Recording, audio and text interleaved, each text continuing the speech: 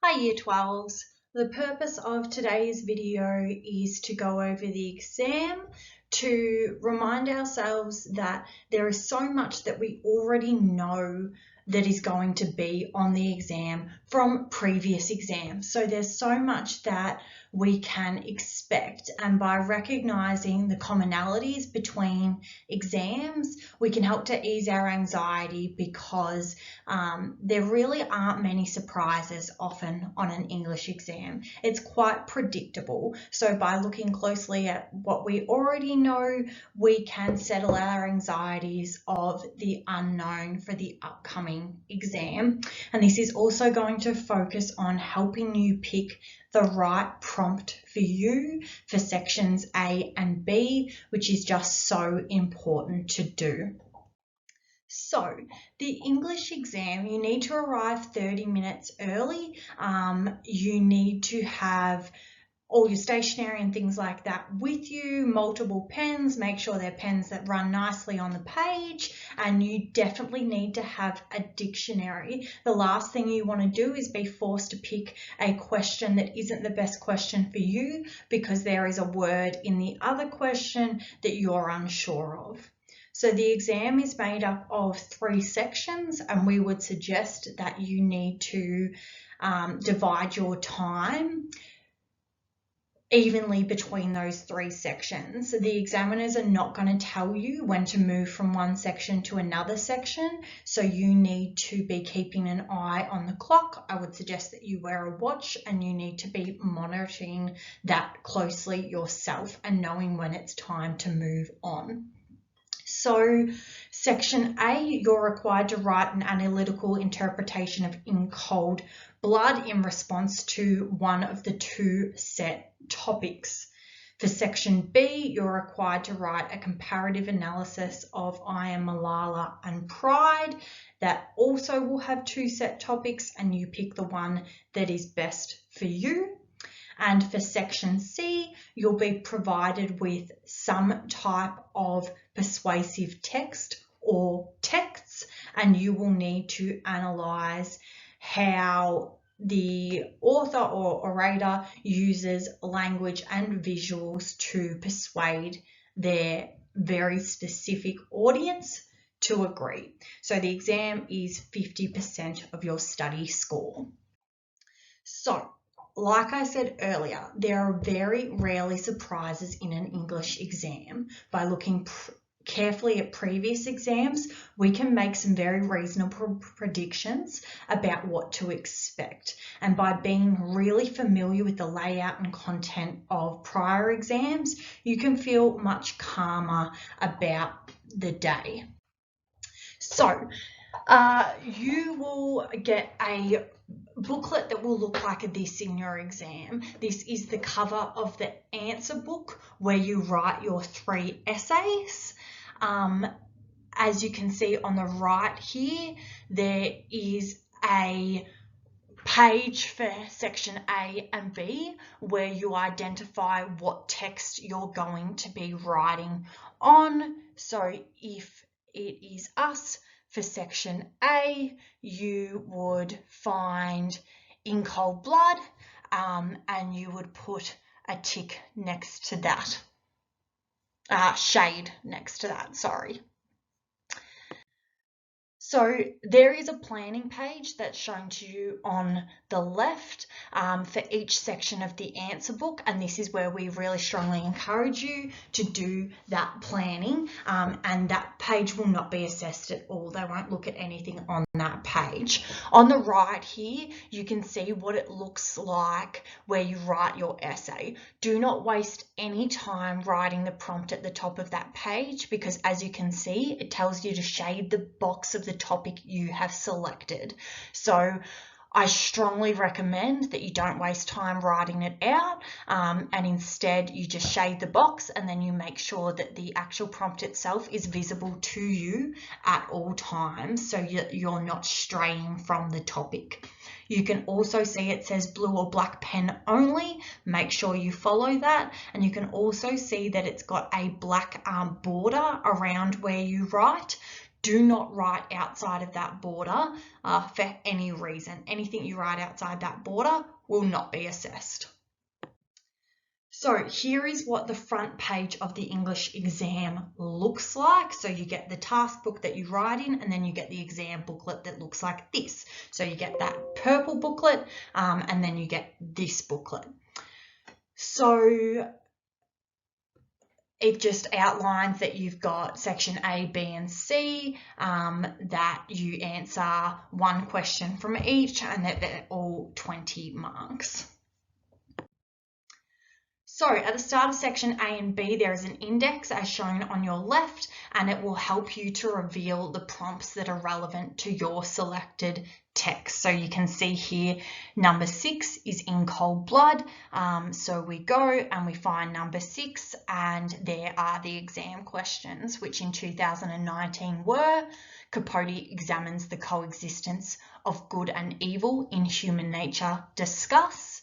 And the murder of the Clutter family shakes the beliefs of everyone in the community. Discuss. So this year they got 2 discuss-based questions. If we look at number 7, those students got 2 do you agree based questions. Number 8, they got a direct question and a discuss based question. Number 9 got a quote based question, with the proposition power corrupts both Angelo and the Duke with do you agree. Then they got a direct question. Number 10 got a do you agree, and then they got a how question, which higher end students would have been excited to see because it allows them to show off construction knowledge. Obviously, you can show off construction knowledge in any type of question, but a how-based question like that is telling you that you have to examine construction. So if construction is not your strong suit and you were doing 9 days, you would absolutely pick the first question and not the second. So if we look closely here at the 2019 prompts, Capote examines the coexistence of good and evil in human nature. A really basic response to this would have gone, okay, I'm going to do this paragraph on how people are, this person who is good, this person who is good, and this person who is evil. That's a really basic response. A higher level response would have challenged the idea of binary, restrictive, limited concepts of good and evil, and instead examined how Capote presents complex, multifaceted characters who really shouldn't be limited to simplistic interpretations of just good or evil. I would have suggested that would make a much stronger essay. So perhaps you would look at someone like Dewey, who is presented as a moral compass, who's presented as trustworthy and reliable and the hope for a sense of normality back in Holcomb, but also shows that he does support capital punishment, and he is a big advocate for these 2 men being put to death.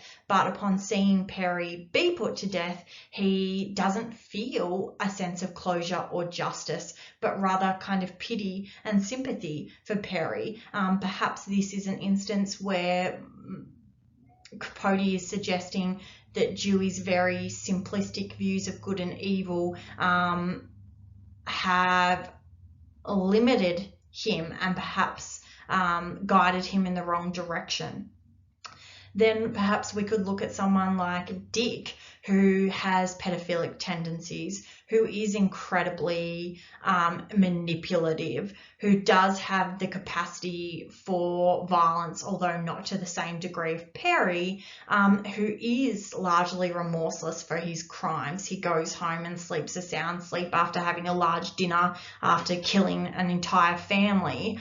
But also We do see that he is deeply ashamed of his pedophilic tendencies. We do see that he's remorseful for the pain and suffering he causes his family. So if he is ashamed and he does have remorse for the impact of the crime on his family, can we just say that he is categorically evil? No, we probably can't.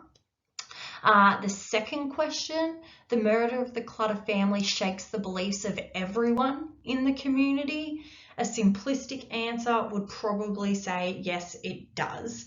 But a more complex answer would really narrow in on that word everybody or everyone in the community, and would look to see if there are any outliers there. And the person who stands out to me is Myrtle Claire, who has a much more cynical, worldly view of people and human nature. And she is not shocked and outraged by the crimes in the same way everyone else is. So she would be an interesting character there, for a higher level response. Okay. At the start of the section C, which is the argument analysis section, there will always be a box with background information. We know that. We know that that is on every single exam. So what do I recommend you do when you get to section C? You read that very, very carefully. You look at the vocabulary used, you look at what information it gives you in a very concrete way. So for example, sometimes background information tells us that the text we're encountering is a speech transcript. But someone who doesn't really pay attention to that background information might incorrectly call it an article the whole way through, which is a huge mistake to make considering it explicitly tells you that it's a speech transcript. A tip that I would give you here is to just take a second after you read the background information and really think about it before you move on to whatever the text is.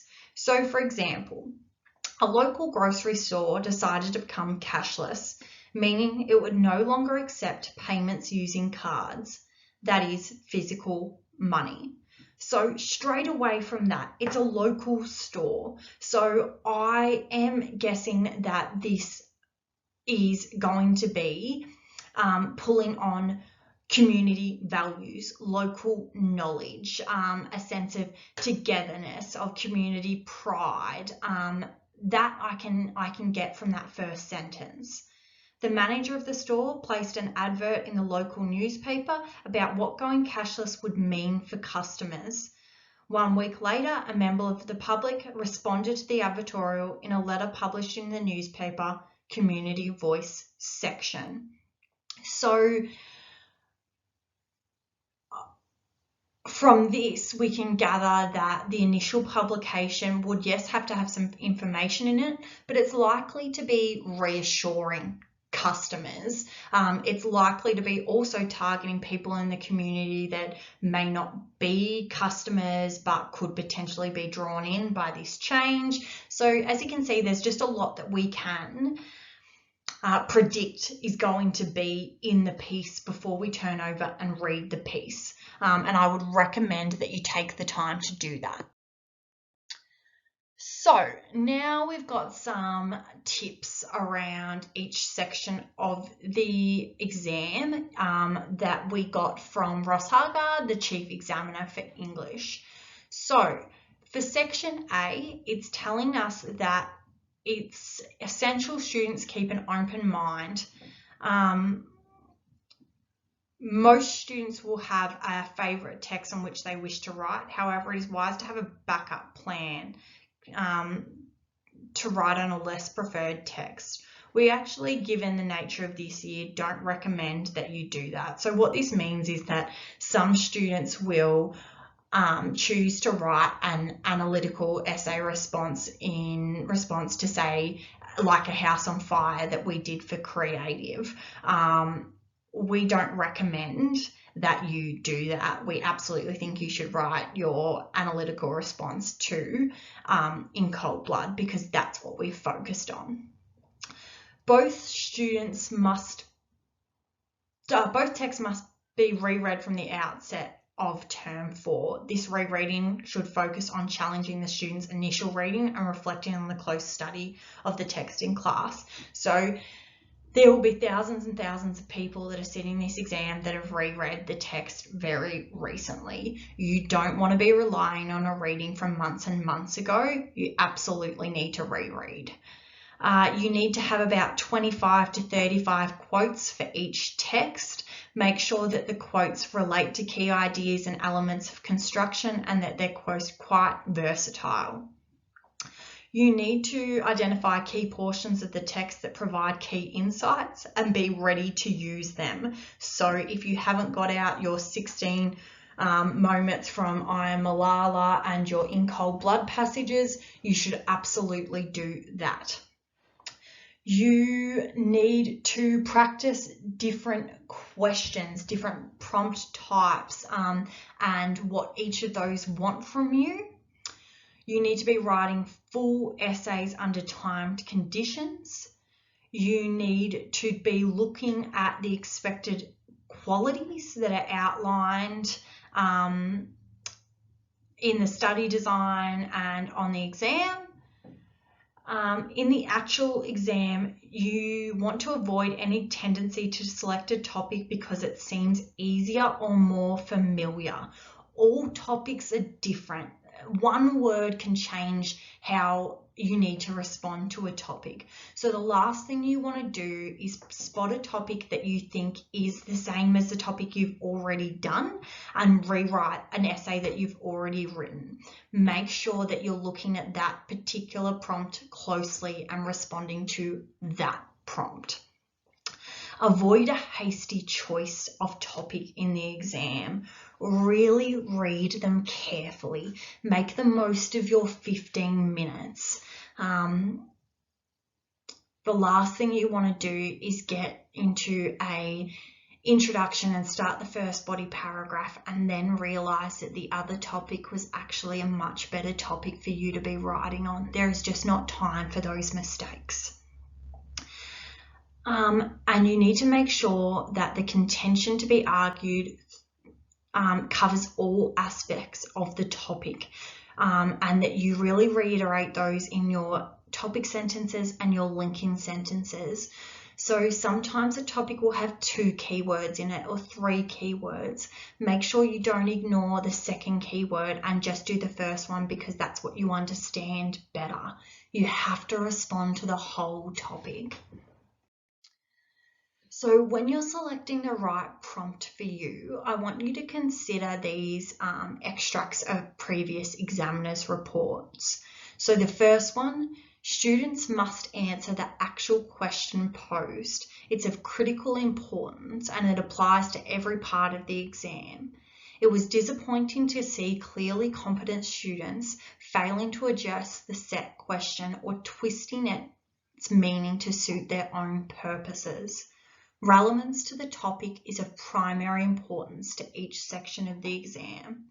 So what they're saying here is, you will not be rewarded for writing an immaculate essay that is only closely related to the topic in parts. That is, essentially responding to another topic with some loose connections to the one they've actually given you. They don't want you to recreate something you've already written. They want you to look at the very, very the prompt in a very, very detailed way with very specific focus on the keywords. For the 2018 examiner's report, many students did not fully engage with the elements of the topics. Greater care needs to be taken in analysing and recognising specific expectations of each topic. Often this comes down to a precise understanding of the actual words that comprise the task. This is true for A and B. It is imperative for students to both dissect and fully analyse their chosen topic, as well as construct an essay that addresses this consistently. Students cannot be dismissive of portions of a topic, nor effectively rewrite the topic to suit their own preconceived approach. It must be apparent to an assessor that the selected topic has been focused on unequivocally. So that's very clear. I don't think that needs more explanation. So let's have a look at the types of prompts that we can get for section A. We can get single quote prompts, direct question, and proposition. We can get common phrases of discuss, do you agree, and to what extent. It is worth noting that some prompts directly reference key ideas and some don't.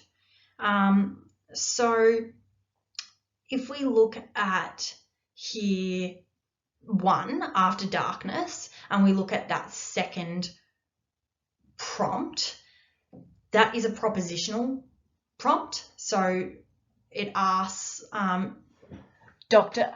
Abaraki faces the same challenges in Japan and Australia. Discuss. So first the person has to ask themselves, well, do I think that's true? If it's true, what are the common challenges? If it's not true, what are the distinct challenges of each place? Why do they face them? How do they respond to them?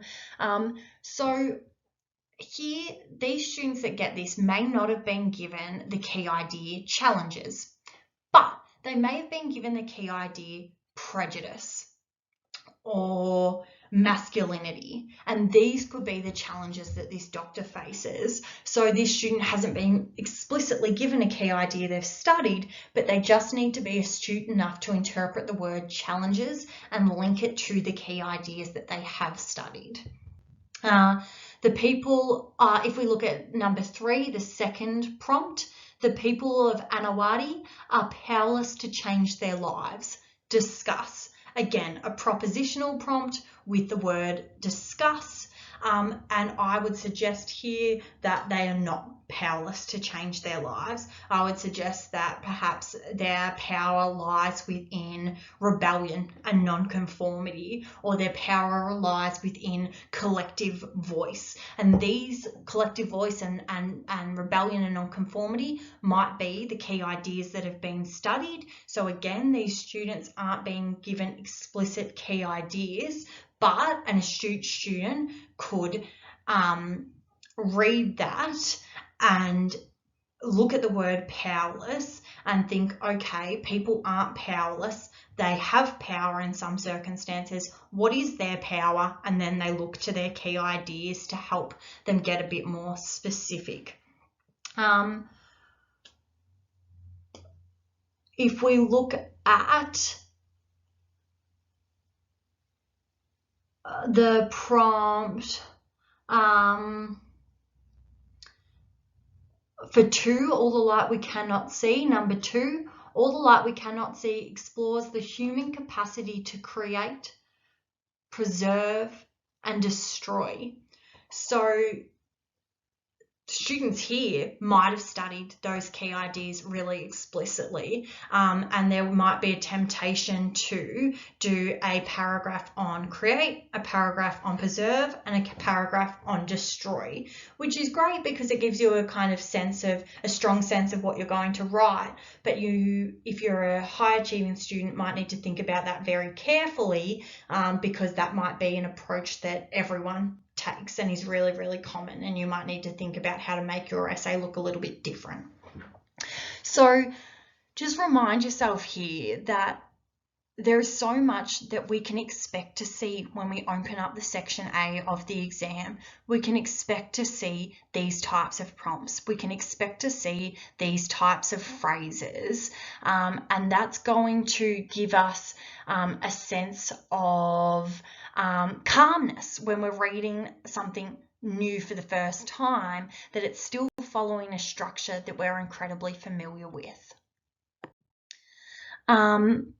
If we look at the prompts here, there were 2 discuss prompts on the 2019 exam. I would encourage you to go to the 2020 exam and see what the prompt types were there. Because there were 2 discuss prompts on the 2019, you would assume that there's not going to be 2 discuss prompts again in the 2020. If the 2 2020 prompts are the same, you can probably assume that you're not going to get 2 of the 2020 prompts again. So there is a little bit of kind of working out that can be done by examining what's been given in the past.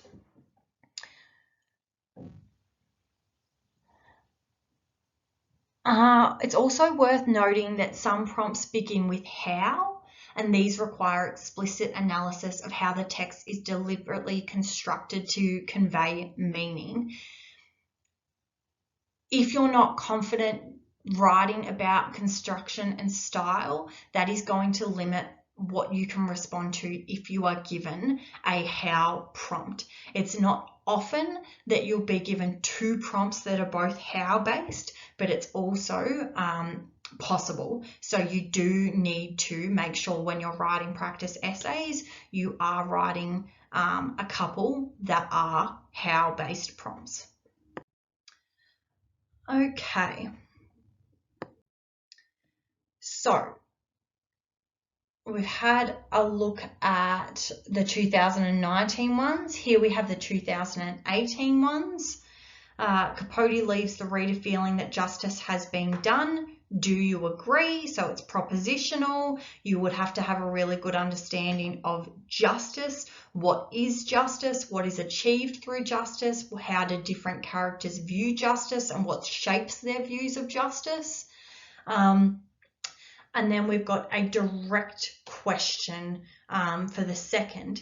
Is Capote's depiction of dangerous crime overly sentimental?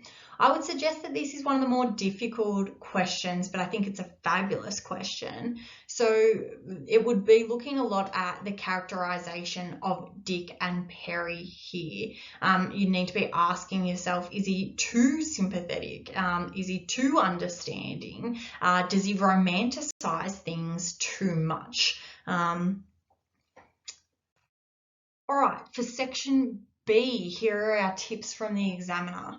Reading both of the paired texts from the outset of term 4 is going to help you be ready. So again, like section A, you need to rewatch Pride, you need to reread I Am Malala.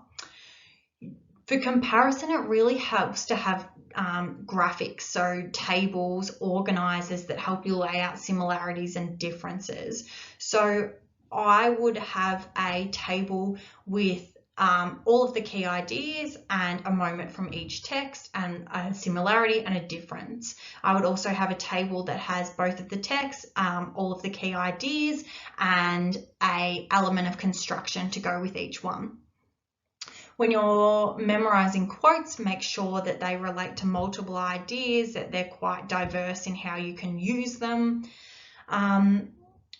Make sure you're refining your approach to comparative essay writing, which is suitable and reliable. So for example, one of the differences that we have between writing a comparative essay as opposed to writing a text response essay is that when we're starting an introduction or starting a body paragraph, often we focus on the idea outlined in the prompt before moving our attention to the text.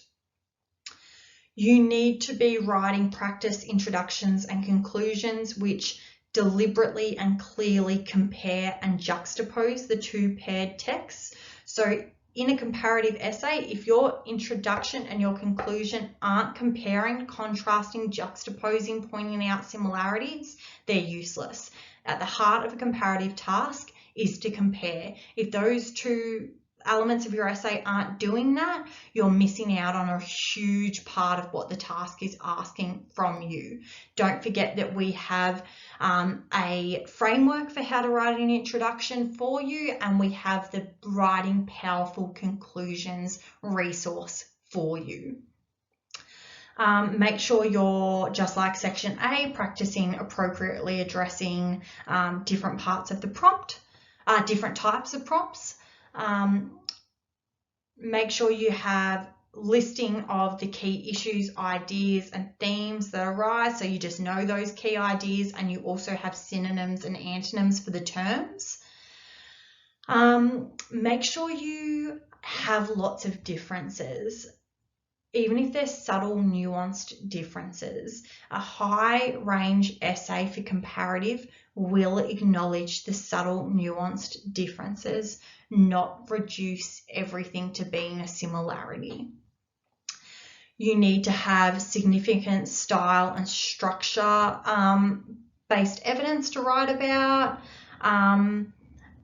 And you need to memorize a series of words and phrases and clauses which help you to compare. So, in contrast, paradoxically, however, whereas, unlike, all of those phrases, which we also have a resource for you on. Okay, so when it comes to selecting a prompt for comparative, you may get a double quotation prompt, you may get a direct question, you may get a proposition. Common phrases you might get are compare how do the two texts, and compare the ways in which. And again, like section A, it's worth noting that some prompts are going to directly reference key ideas and some are not. So for example, if we look at pair 3 here, Stasiland and 1984, the first option is compare the ways in which fear dominates the characters. So these students have been given explicitly a key idea that they would have studied, fear. So you would think that they would feel quite comfortable seeing that. Whereas for pair 2, Invictus and Ransom, compare how the two texts explore the idea that is it essential to know your enemy. While they might have studied enemies or rivalry, but that's a little bit more nuanced in the way it's worded. So they'd have to really think about not just enemies, but what it is to know your enemy, to understand your enemy. They'd have to be careful to make sure that they address that part of the prompt, not just write whatever they want to write about enemies. Our quote isn't there. So for the 2020 I Malala comparative prompt was compare how the two texts depict powerful authorities and compare the ways in which the two texts explore the nature and consequences of prejudice. So we absolutely study prejudice as a key idea. We also really closely look at powerful authorities, but it's not an explicit key idea kind of title that we have studied. However, lots of our students last year did pick the first prompt. These were students who knew a lot about the Thatcher government, who knew a lot about the Taliban, who knew a lot about the Pakistani government, and could use a lot of that knowledge to build a really, really insightful essay on powerful authorities. For the second prompt, it's a really good example of addressing multiple parts of a topic. You can't just talk about the consequences of prejudice. You have to talk about the nature of prejudice. So perhaps someone who didn't write a very high level response here would have talked about, well, because of prejudice, women are less powerful. But what they might not have said is that the nature of prejudice against women in Pakistani society comes from tribal and cultural and religious beliefs. They're fostered by manipulation of religious doctrine, or they're fostered by Pashtunwali culture. That would have been a much more insightful discussion of that topic. All right, now we're at section C and we're looking at tips for argument analysis. So You need to build and deepen your vocab skills, especially suitable verbs and appropriate terminology. So you have vocab cards for section C. I suggest you get them out and you start to revise with them. You need to regularly read different forms of print or online media persuasive texts, and you need to identify the basics. So I would be jumping on once a day to the ABC or the Age or blogs or whatever it is, the Herald Sun, and reading things like letters to the editor. They can be, 200 words long, and you want to ask yourself, who wrote it and what values do they hold? Who are they targeting and what characteristics of that audience do they exploit? So is it targeting politicians, and it's suggesting to politicians that they're failing in their moral and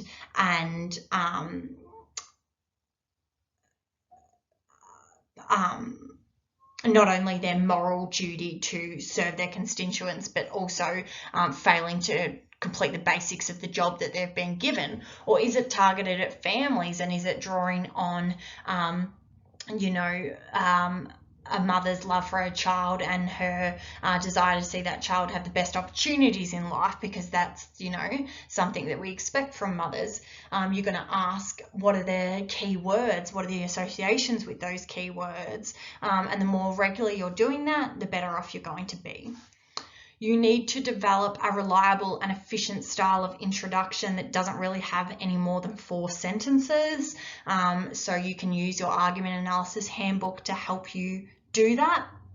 You need to analyze texts that focus on the same issue but have really different contentions. So this person thinks shark nets are appropriate because sharks are killing too many people, and this person thinks shark nets are ineffective and we need to look at more progressive forms of minimizing attacks.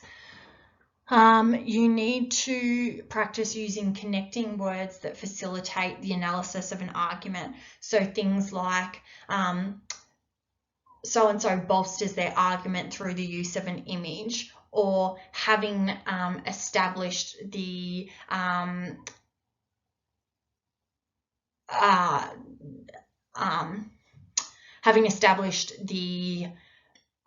evidence base behind their contention. So-and-so then introduces a more emotive anecdote to appeal to not just reason, but also people's sense of empathy.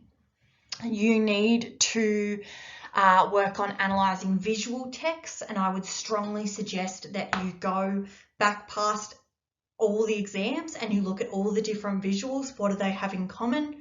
We know they're always going to be black and white. Sometimes they're cartoons, sometimes they're photos. Really have a look at those side by side and see what you can predict. You need to make sure that you have really short, sharp quotations for section C. They absolutely do not want you to quote in length something that they themselves have read multiple times. It's unnecessary. Go back and look at exam reports that we've made available for you, and go back and look at the study design rubrics. What is it exactly they want to see from you? So previous exams, we have seen that we've had advertorials. The 2020 was a speech at a community hall. We have a cafe review. We have a principal's newsletter. We have an online comment. What you can tell here is that so far they haven't done the same text type 2 years in a row. So if our 2020 argument analysis piece was a speech given by a farmer at a local council meeting, I don't think we're going to get a speech at a local council meeting this year.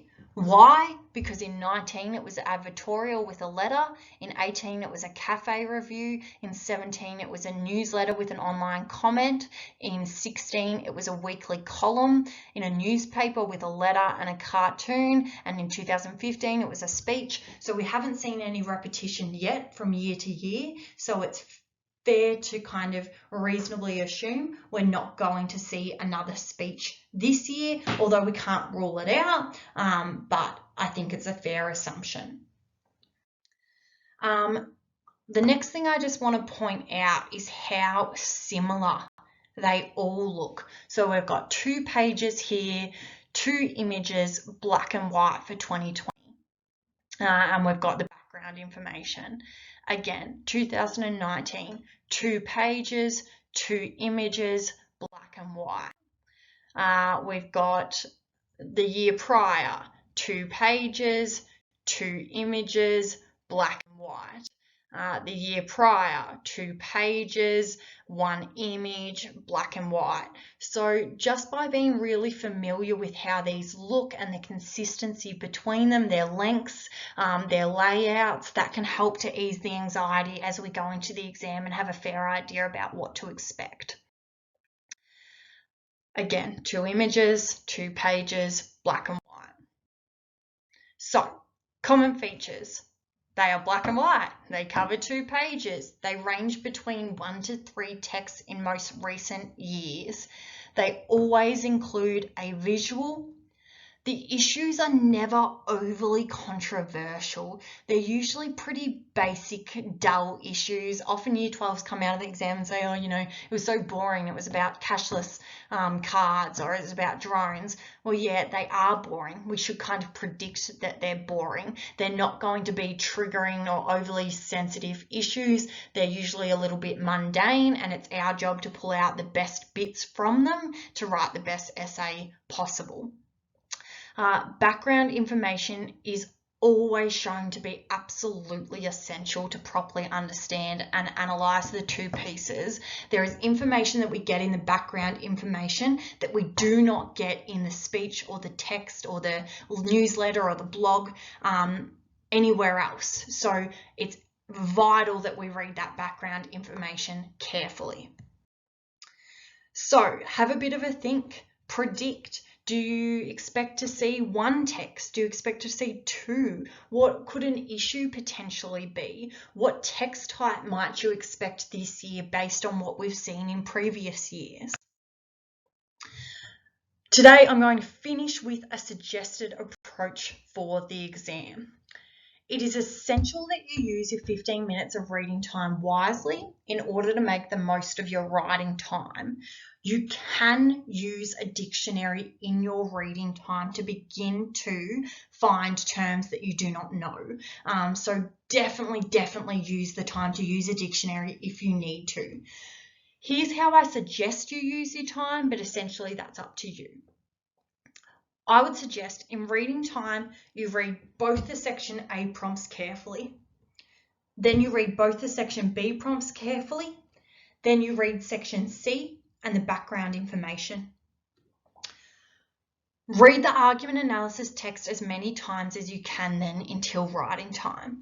So you're going to have looked at A, you're going to have looked at B, but then you spend most of your time reading section C as many times as you can. So that's all at the forefront of your head as soon as you can pick up your pen.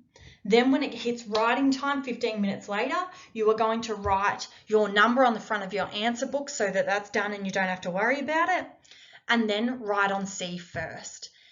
It's best to start here because you've already done all this reading and it's fresh in your mind. Lay off your highlighter. I can't even tell you how much time people waste highlighting. It's a travesty and it's not a good idea. Block out your arguments, a couple of quick circles, a couple of quick underlines, and then stop wasting your time. Keep your eye on the time all throughout this. Begin with a brief plan on your planning page. always have the prompt that you plan on responding to for A or B in front of you. And after you finish section C, move to whatever you prefer is what I would suggest.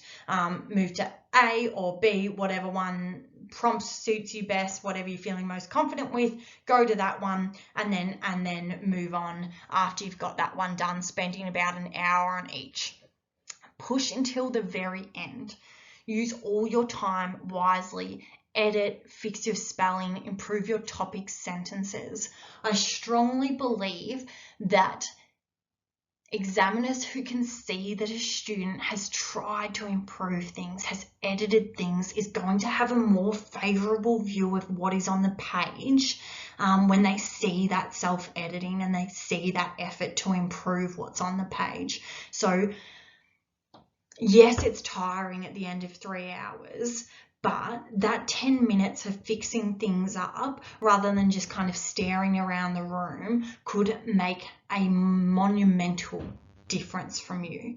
So I suggest that you do that. All right. That is everything for today's video.